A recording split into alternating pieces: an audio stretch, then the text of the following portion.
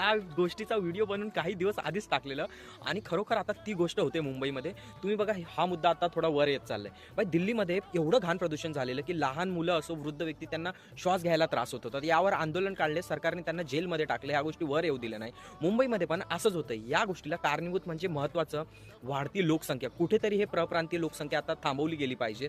एवढे आहेत तेवढे बस झाले, आता वाढू नका, कुठेतरी कंट्रोलला नाही यावर. म्हणजे बघा वाढती लोकसंख्या, वाढता ट्रॉफिक प्रदूषण, वाढता कचरा, मग अजून प्रदूषण, बांधकामं होणार, मग धूळ माती अजून उडणार. खरोखर खूप घाण प्रदूषण आणि रस्ते एवढे घाण आहेत, त्यावरनं धूळ माती एवढी उडते. कुठेतरी सरकारने या गोष्टीचा विचार करावा. मुंबईचा महापौर हा खान होईल जर तुम्ही शिवसेना आणि मनसेला मतदान केलं आणि आम्हाला मतदान केलं की हिंदू होईल. या गोष्टीचा विचार सोडा, पहिले या गोष्टीचा तोडगा काढा की कुठेतरी आता थांबवलं पाहिजे हे प्रप्रांतीयांचे जे स्थलांतर आहेत. एवढे मुंबईमध्ये लोक येतात, मुंबईचा महापौर कोण मराठीच होणार नाही, याचा काही विचार करायचा आहे का भावांनो?